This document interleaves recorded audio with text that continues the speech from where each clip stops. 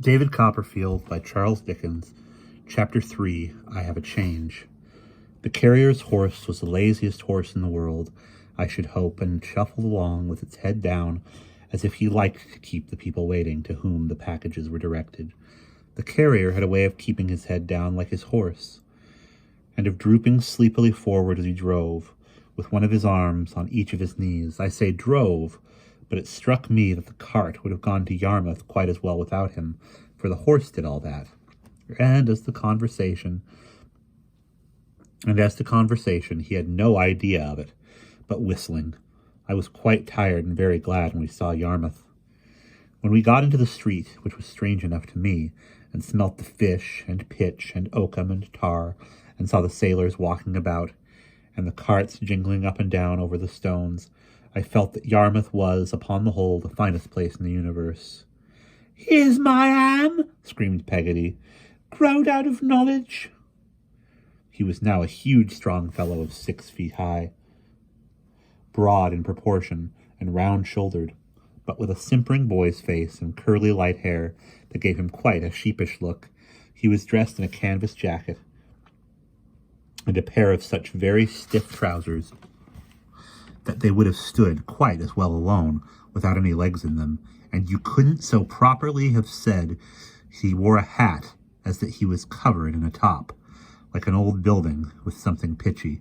Ham carrying me on his back and a small box of ours under his arm, Peggotty carrying another small box of ours, we turned down lanes bestrewn with bits of chips and little hillocks of sand, and went past gasworks, rope walks, boat builders' yards, shipwrights' yards, shipbreakers' yards, caulkers' yards, riggers' lofts, smiths' forges, and a great litter of such places until Ham said, "Yon's our house, Master Davy." I looked in all directions as far as I could stare, over the wilderness, and away at the sea, and away at the river, but no house could I make out. There was a black barge or some other kind of superannuated boat not far off, high and dry on the ground, with an iron funnel sticking out of it for a chimney, and smoking very cosily, but nothing else in the way of habitation was visible to me.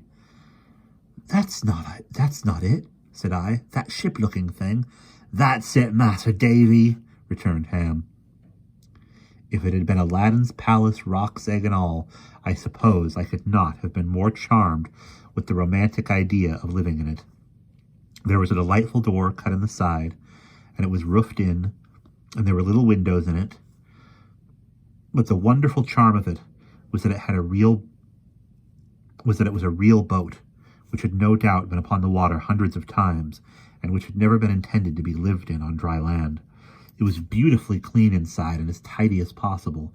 There was a table and a Dutch clock and a chest of drawers, and on the chest of drawers there was a tea tray with a painting on it of a lady with a parasol taking a walk with a military-looking child who was trundling a hoop. The tray was kept from tumbling down by a Bible, and the tray, if it had tumbled down, would have smashed a quantity of cups and saucers and a teapot that were grouped around the book. On the wall were some common-colored pictures, framed and glazed, of scripture subjects. Peggotty opened a little door and showed me my bedroom. It was the completest and most desirable bedroom ever seen in the stern of the vessel, with a little window where the rudder used to go through, a little looking-glass, just the right height for me, nailed against the wall and framed with oyster shells, a little bed, which there was just enough room to get into, and a nosegay of seaweed and a blue mug on the table. One thing I particularly noticed in this delightful house was the smell of fish. On my imparting the discovery in confidence to Peggotty, she informed me that her brother dealt in lobsters, crabs, and crawfish. We were welcomed by a very civil woman in a white apron, whom I had seen curtsying at the door when I was on Ham's back, about a quarter of a mile off, likewise by a most beautiful little girl, or I thought her so, with a necklace of blue beads on, who wouldn't let me kiss her when I offered to, but ran away and hid herself by and by, when we had dined in a sumptuous manner off boiled dabs, melted butter and potatoes, with a chop for me. A hairy man with a very good-natured face came home, and he called Peggotty "lass," and gave her a hearty smack on the cheek. I had no doubt from the general propriety of her conduct that he was her brother, And so he turned out, being presently introduced to me as Mr. Peggotty, the master of the house. "Glad to see you, sir," said Master Peggotty.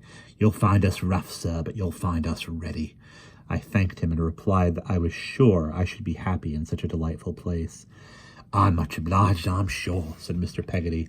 "Well, sir, if you can make out here for a fortnight, long wi' her," nodding at his sister, "and a ham, and a lemley, we shall be proud of your company." Having done the honours of his house in this hospitable manner, Mr. Peggotty went out to wash himself in a kettleful of hot water, remarking that cold would never get his muck off. He soon returned, gently improved by his appearance, but so rubicund that I couldn't help thinking his face had this in common with the lobsters, crabs, and crawfish, that it went into the hot water very black and came out very red. After tea, when the door was shut and all was made snug, the nights being cold and misty now, it seemed to me the most delicious retreat that the imagination of man could conceive.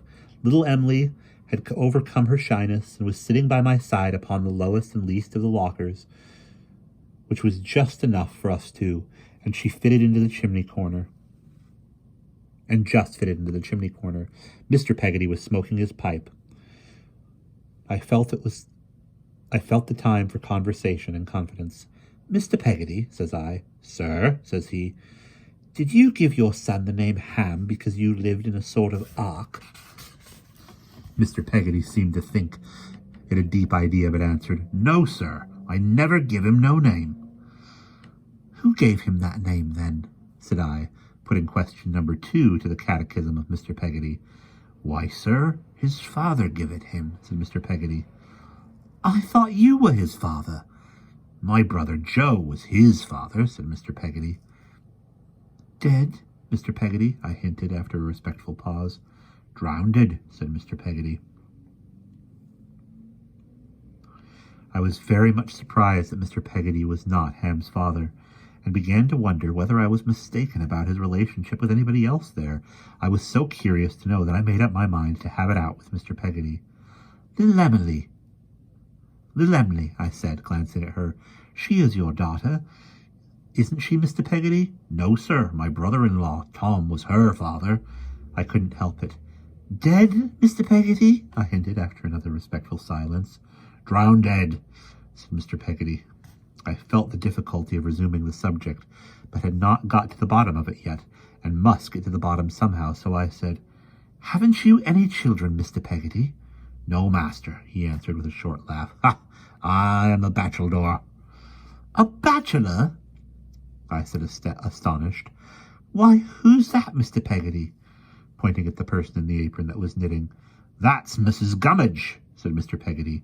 "Gummidge, Mr. Peggotty," but at this point, Peggotty, I mean my own peculiar Peggotty, made such impressive motions of me not to ask any more questions that I could only sit and look at all the silent company until it was time to go to bed.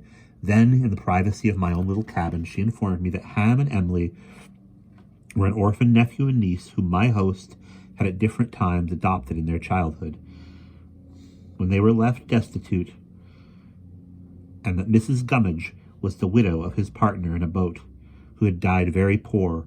He was but a poor man himself, said Peggotty, but as good as gold and as true as steel. Those were her similes. The only subject, she informed me, on which he ever showed a violent temper or swore an oath, was this generosity of his, and if it were ever referred to by any one of them, he struck the table a heavy blow with his right hand, had split it on one such occasion, and swore a dreadful oath that he would be gormed if he didn't cut and run for good if it was ever mentioned again. It appeared, in answer to my inquiries, that nobody had the least idea of the etymology of this terrible verb,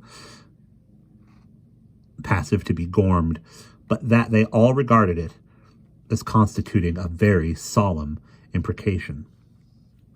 As slumber gradually stole upon me, I heard the wind howling out at sea and coming on across the flat so fiercely that I had a lazy apprehension of the great deep rising in the night. Nothing happened, however, worse than morning. Almost as soon as it shone upon the oyster-shell frame of my mirror, I was out of bed and out with little Emily, picking up stones upon the beach. "You're quite a sailor, I suppose?" I said to Emily. "No," replied Emily, shaking her head. "I'm afraid of the sea." "Afraid?" I said, with a becoming air of boldness, and looking very big at the mighty ocean. "I ain't." "Oh, but it's cruel," said Emily. "I have seen it very cruel to some of our men. I have seen it tear a boat as big as our house all to pieces." "I hope it wasn't the boat that father was drowned in," said Emily. "No, not that one. I never see that boat." "Nor him?" I asked her. Little Emily shook her head. "Not to remember." Here was a coincidence. I immediately went into an explanation how I had never seen my own father. But there was some difference between Emily's orphanhood and mine, it appeared. She had lost her mother before her father, and where her father's grave was, no one knew, except that it was somewhere in the depths of the sea. "Besides," said Emily, as she looked about for shells and pebbles, "your father was a gentleman, and your mother is a lady, and my father was a fisherman, and my mother was a fisherman's daughter, and my Uncle Dan is a fisherman." "Dan is Mr. Peggotty, is he?" said I. "Uncle Dan, yonder," answered Emily, nodding at the boat. "Yes, I mean him. He must be very good, I shouldn't think." "Good?" said Emily. "If I was ever to be a lady, I'd give him a sky-blue coat with diamond buttons, nankeen trousers, a red velvet waistcoat, a cocked hat, a large gold watch, a silver pipe, and a box of money." "You would like to be a lady?" I said. Emily looked at me, laughed, and nodded. "Yes, I should like it very much. We would all be gentlefolks together then, me and Uncle and Ham and Mrs. Gummidge. We wouldn't mind them when there came stormy weather, not for our own sakes, I mean. We would be the poor fishermen's, to be sure, and we'd help 'em with money when they come to any hurt." We strolled a long way, and loaded ourselves with things that we thought curious, and then made our way home to Mr. Peggotty's dwelling. We stopped under the lee of the lobster outhouse, to exchange an innocent kiss, and went in to breakfast, glowing with health and pleasure. Of course I was in love with little Emily. I am sure I loved that baby quite as truly, quite as tenderly, with greater purity and more disinterestedness than can enter the best love of a latter time of life, high and ennobling as it is. I am sure my fancy raised up something round that blue-eyed mite of a child, which etherealized and made a very angel of her. We used to walk about that dim old flat at Yarmouth in a loving manner, hours and hours. The days sported by us as if time had not grown up himself yet, but were a child too, and always at play. I told Emily I adored her, and that unless she confessed she adored me, I should be reduced to the necessity of killing myself with a sword. She said she did, and I have no doubt she did. So the fortnight slipped away, varied by nothing but the variation of the tide, which alerted Mr. Peggotty's times of going out and coming in, and alerted Ham's engagements also. At last the day came for going home, and we will pause there.